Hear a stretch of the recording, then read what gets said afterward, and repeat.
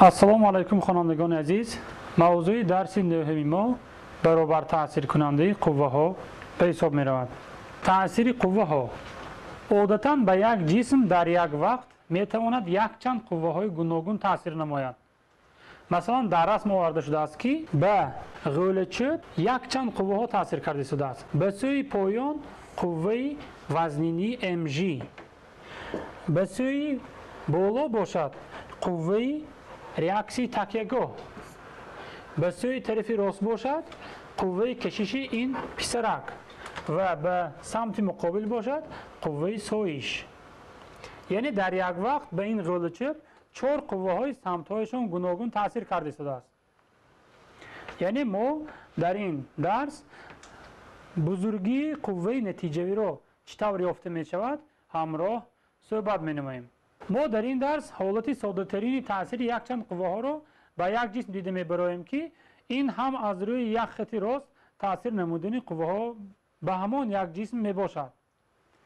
қувваи ба ҷисм таъсиркунандаро ки таъсири он ба таъсири якчанд қувваҳои дар як вақт ба ҷисм таъсиркунанда баробар аст, баробар таъсиркунандаи ин қувваҳо ё қувваи натиҷавӣ меноманд. ин чӣ маъно дорад? агар ба ҷисм якчанд қувваҳо таъсир карда истода бошад, ин ҳамаи қувваҳоро бо кадом як қувва иваз кардан мумкин аст ки натиҷа тағйир наёбад, яъне натиҷа боз ҳамон монад. аз ин ҷост ки мегӯянд баробар таъсиркунандаи ин қувваҳо ва ё қувваи натиҷавӣ. самти қувваҳое ки ба ҷисм таъсир мекунанд дар ин ду ҳолат ду маврид оварда шудааст. дар ин расм мо афсонаи халқи рус ки номаш репка аст дида метавонем. дар ин ҷо як шалғами хеле калон ҳосил гардааст. дар ин ҷо якчанд нафар ҳамаашон ба самти як тараф бо қувваҳои гуногун таъсир намуда кашола карда истоданд. яъне дар ин расм мо мебинем ки ба ҷисм якчанд қувваҳо ба як самт равонаан таъсир карда истоданд. дар расми поёнӣ бошад ин арғамчинро якчанд бачаҳо ба самтҳои муқобил кашида истоданд. ин як нафар писарак ба сӯи рост ва ин се писараки дигар ба сӯи чап бо қувваҳо таъсир карда истоданд. яъне расми поёнӣ ин ба муқобил равона будани якчанд қувваҳо ки ба ҷисм таъсир карда истоданд аз рӯи як хати рост. чӣ тавр баробар таъсиркунандаи қувваҳо ҳисоб карда мешавад? дар кадом ҳолатҳо?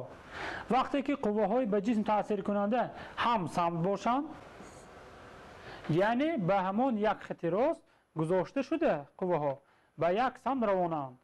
ва ҳолати дигар бошад вақте ки қувваҳои ба ҷисм таъсиркунанда гуногун самт бошанд, яъне ба ҳамон як хати рост гузошта шудаанд, аммо самтҳояшон муқобил равона шудаанд.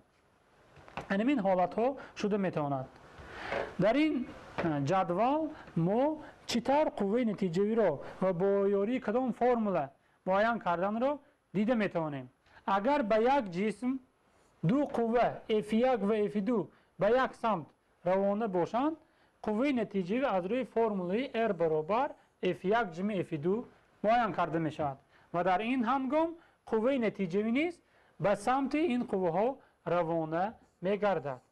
агар ба ҷисм аз рӯи як хати рост қувваҳо ба самтҳои муқобил таъсир карда бошанд, дар ин ҳангом аз рӯи формулаи зерин қувваи натиҷавӣ муайян карда мешавад.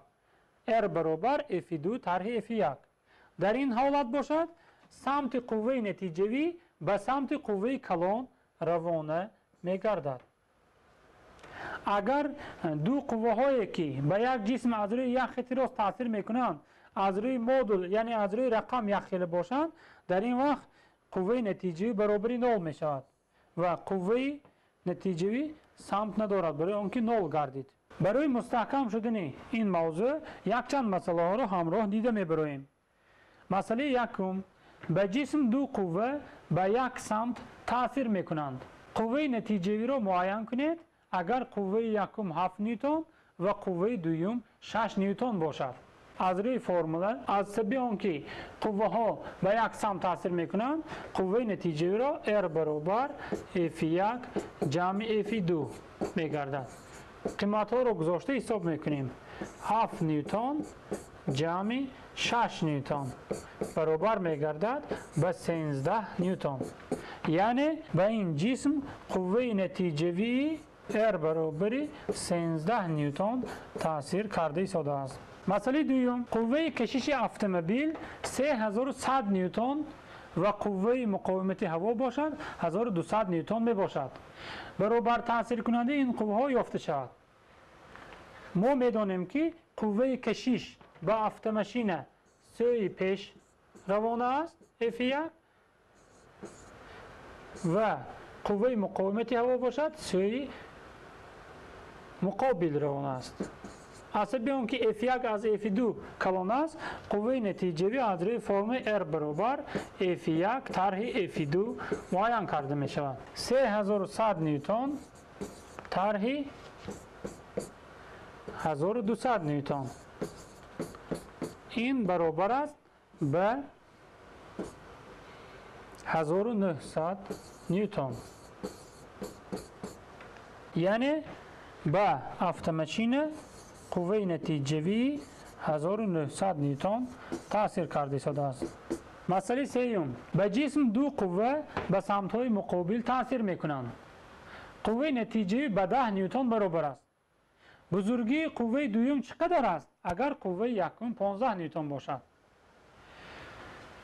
بیایید رسمی تاثیرات قوه ها را با هم تصویر میکنیم. فرض میکنیم که به نقطه متریالی به جسم دو قوه تاثیر کرده شده است به سمت های مقابل. در مورد اول بگذار قوه دوم از قوه یکم کلان باشد. پس F2 درازتر و F1 کوتاه‌تر. اگر چنین حالت باشد قوه نتیجه چنین یافته می شود R برابر F2 طرح F1. از اینجا اگر ما F1 رو معین کنیم F1 برابر می شود F2 طرح R. این برابر است 15 نیوتن طرح 10 نیوتن برابر می شود به 5 نیوتن. حالت دوم را دیده می براییم. فرض می کنیم که F1 کلان از F2 باشد. رسمش چنین است. F1 درازتر F2 کوتاه‌تر. در این مورد قوه نتیجه چنین فرمولا دارد R برابر F1 طرح F2. اگر ما از اینجا F1 رو معین کرده شویم F1 برابر می شود R جمع F2. در این هنگام 10 نیوتن جمع 15 نیوتن برابر می شود به 25 نیوتن. یعنی دو حالت جای داشتنش ممکن بوده است. در حالت یکم به جسم قوه یکم 5 نیوتن و در حالت دوم باشد به جسم قوه یکم 25 نیوتن تاثیر کردنش ممکن بوده است. مسئله دیگر، پسرچه وزنش 400 نیوتن در دست خود سنگ مسه‌اش 10 کیلوگرم را داشته ایستاده است. قوه‌ای که آن به زمین تاثیر میکند یابید. یعنی خود پسرچه وزنش 400 نیوتن بوده است، در دستش سنگ 10 کیلوگرم داشته ایستاده است. چقدر با چقدر قوه آنها به زمین تاثیر میکنند. برای این اول قوه وزنینی سنگ را معین میکنیم F2 را. F2 برابر است M ضرب G به جای ماسه 10 کیلوگرم ضرب به جای شتاب افزایش آزاد 10 نیوتن تقسیم کیلوگرم. کیلوگرم با کیلوگرم اختصار می شود و جواب آن 100 نیوتن می گردد. اکنون برای قوه نتیجوی را معین کردن ما میتوانیم F اشاره کنیم، میتوانیم با حرف R اشاره کنیم و در اینجا F اشاره میکنیم F1 جمع F2. حسب آنکه هر دو سمت قوه وزنی به سوی پایان روان است. قیمت ها را گذاشته حساب میکنیم. F1 400 نیوتن جمع 100 نیوتن. قوه نتیجه برابر میشد به 500 نیوتن. یعنی جواب مسئله به زمین قوه نتیجوی F برابر 500 نیوتن تاثیر کرده ایستاده است. مسئله پنجم، به جسم در قد یک خطی راست سه قوه های بزرگیشان 1 نیوتن، 2 نیوتن و 4 نیوتن تاثیر میکنند. قوه نتیجوی این قوه ها هنگام گوناگون بودن سمت قوه ها به چی برابر بوده میتواند؟ یعنی به یک نقطه متریالی سه قوه های بزرگیشان گوناگون تاثیر کرده باشند در یک وقت. حالت های امکان پذیری تاثیر این قوه ها رو به این نقطه متریالی ما باید دیده برویم. حالت یکم شده میتواند به نقطه متریالی همه قوه ها به یک سمت روانه بودنشان ممکن. F1 F2 و F3. در این هنگام قوه نتیجوی چنین فرم دارد: R1 برابر F1 جمع F2 جمع F3. این برابر است به 1 نیوتن جمع 2 نیوتن و جمع 4 نیوتن. این برابر است 7 نیوتن. در این هنگام قوه نتیجوی 7 نیوتن میشده است. این حالت یکم بود. حالت دوم را دیده میبریم. میتواند قوه یکم به سوی چپ تاثیر نماید به نقطه متریالی و قوه دوم و سوم به طرف راست. در این هنگام قوه نتیجوی چنین فرمول دارد: R2 برابر F2 جمع F3 طرح F1. این برابر است به F2 2 نیوتن جمع F3 4 نیوتن طرح 1 نیوتن برابر است به 5 نیوتن. حالت سوم را دیده میبریم. اکنون F2 سوی چپ روان است، F1 و F3 سوی راست. در این هنگام قوه نتیجوی از روی چنین فرم معین کرده می شود: R3 برابر F1 جمع F3 طرح F2. این برابر است 1 جمع 4 طرح 2 3 نیوتن بوده است. حالت چهارم را نیز دیده میبریم. در این هنگام به نقطه متریال قوه سوم در سمت چپ تاثیر کرده ایستاده است و قوه های یکم و دوم باشد سوی راست. در این هنگام قوه نتیجوی R4 برابر حسب آنکه قوه سوم از جمع قوه های یکم و دوم زیاده است، برای این فرمول چنین نمود دارد: F3 طرح F1 طرح F2. F3 4 نیوتن طرح F1 1 نیوتن و طرح F2 2 نیوتن. این میشود به 1 نیوتن. یعنی ما همراه شمایان 4 حالت امکان پذیری تاثیر این سه قوه را به نقطه متریالی دیده برآمدیم که چنین جواب ها حاصل شدند: R1 برابر 7 نیوتن، R2 برابر 5 نیوتن، R3 برابر 3 نیوتن و R4 برابر 1 نیوتن حاصل گردیدند. مسئله ششم رو دیده میبریم. نشانداد دینامومتر ها معین کرده شود. یعنی در رسم 2 دینامومتر تصویر یافته است.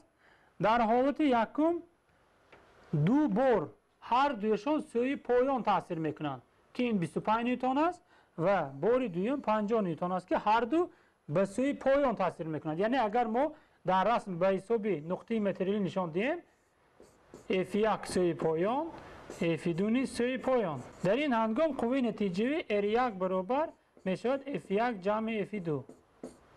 این برابر است اگر جمع نماییم 25 نیوتن جمع 50 نیوتن می شود 75 نیوتن. در رسم دوم باشد قوه 30 نیوتن سوی بالا تاثیر کرده شده است و بار وزنش 90 نیوتن سوی پایان تاثیر کرده شده است. در این هنگام ما میتونیم چنین نقطه متریالی را تاثیر نماییم: به همین دینامومتر قوه یکم سوی بالا و قوه دوم سوی پایان تاثیر کرده است. در این هنگام قوه نتیجوی را چنین معین میکنیم. اری دو برابر است اف دو طرح اف یک، برای آنکه اف دو کلان از اف یک است. این رو اگر وقتی که ما گذاشته طرح نماییم 90 نیوتن 30 نیوتن را طرح نماییم حاصل میکنیم 60 نیوتن. یعنی به دینامومتر یکم 75 نیوتن تاثیر کرده شده است که این 75 برابر است و به دینامومتر دوم 60 نیوتن تاثیر کرده است که این هم درست سوار داشته است در این نقطه. مسئله دیگر به ماشین روان حرکت کرده شده، یعنی که در سمت افقی قوه کشش محرک 1.25 کیلو نیوتن، قوه سایش 600 نیوتن و قوه مقاومت هوا 450 نیوتن تاثیر میکنند. قوه نتیجوی این قوه ها به چی برابر است؟ در شرط کوتاه مسئله دو قوه با نیوتن ها آورده شدند و قوه یکم شد با کیلو نیوتن. بهتر میشود آن را به نیوتن ifade نماییم. برای این به 1000 ضرب میکنیم و 1250 نیوتن میگردد.